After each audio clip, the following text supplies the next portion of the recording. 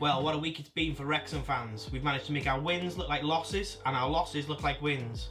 This week we'll be looking at the Barnet match and the Notts County match and a little look at the latest episodes of the Welcome to Wrexham documentary. The Notts County game was a really important away game for us. We really needed a win or a draw at least. Unfortunately, the football gods didn't let it happen. We lost 1-0, which is a shame. Some of those Notts County players absolutely played us off the park in the first half, and it's just unfortunate that in the second half, when we were coming back into it, we just couldn't find the finish in the final third.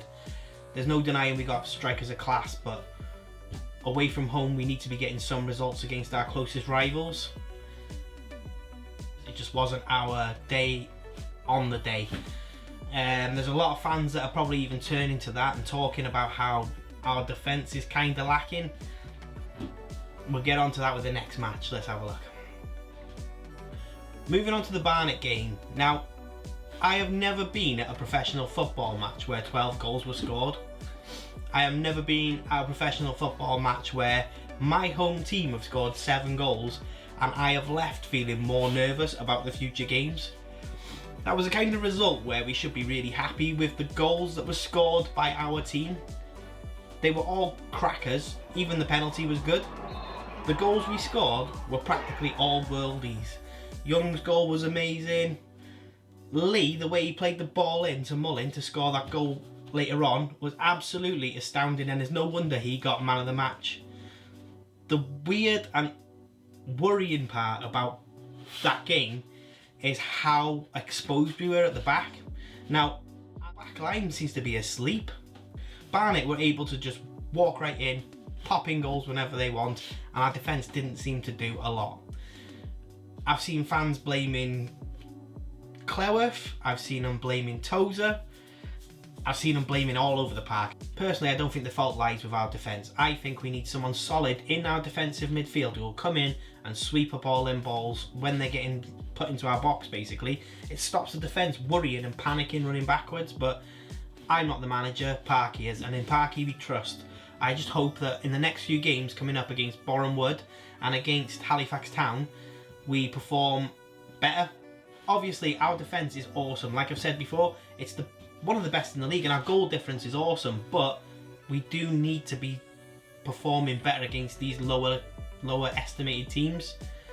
Barnet, whoever it was who scored that worldie, he deserves a medal because he took his time, but he shouldn't have had the time to score that goal, and it was awesome.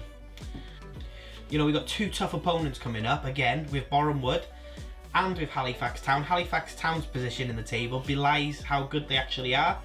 I mean, I think we've had really tough games against them in the past, so, you know, just don't misunderestimate anybody, I suppose, because you see how we kind of misunderestimated Barnet, and look where it got us. Moving on to episodes 12, 13, 14 and 15 of the Welcome to Wrexham documentary. I binged watched all of them this week. Obviously episode 12 was a really touching subject matter. If you're a big Wrexham fan, you know just what Jordan and his partner went through during the lockdown, and it was a very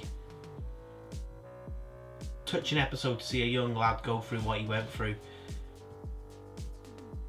I love the way the documentary handles all aspects of life for the football players, for their families, and I thought it was very well handled, and I thought, it was very well shot.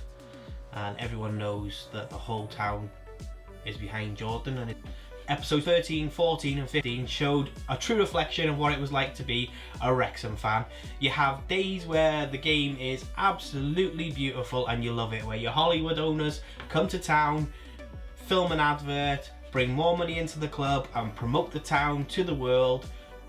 It's beautiful, it's brilliant, it's amazing, it's great for all the team, all the people in the town, it's amazing.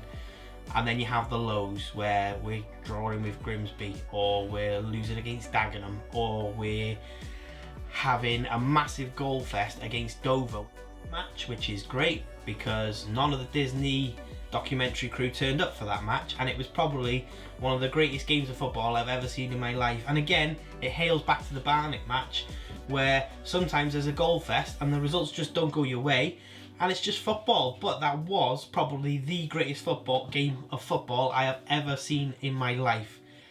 The way we came back in the last minute to win it is a moment that will live with me till I die, I think, because of how great it was. And because of that moment, I managed to get myself and my name featured in a Disney documentary, and that I think I will put on my gravestone somewhere because it's one of the coolest things that ever happened. I'll place it up here somewhere so you can have a little look.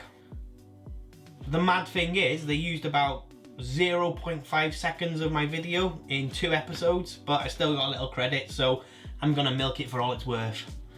I think, you know, new fans to the club may have a bit of a surprise in store with how the documentary ends, because it's not all sunshine and rainbows, unfortunately.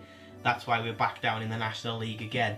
But the episode where Ryan's getting all the acclaim is a funny one. I feel a bit sorry for Rob, really. It's not fair that he gets a lot less of the fan love, I suppose.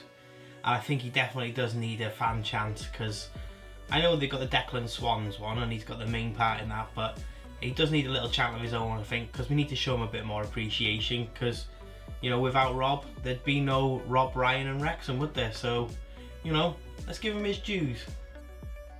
It's understandable for the fans to lose their heads a bit after the results that we've had, but in the grand scheme of things, I think we're still in a prime position. We're second in the league, which is way better than we were last season, and we are playing some great football when it all comes together. Yeah, our defence is looking a bit ropey, but in the grand scheme of things, we're in such a good position compared to how we were 3 years ago.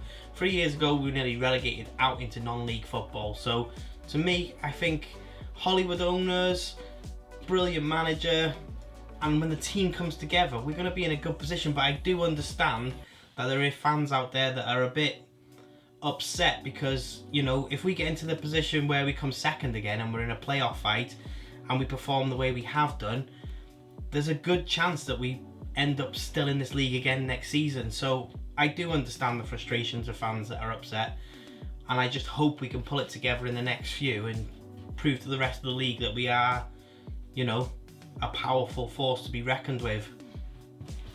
Next week we face Blythe Spartans. Hopefully Parky will see fit to play a few more of those players that have been warming the bench all season. Maybe even mix up the formation for us. Give them other teams something to think about, won't it?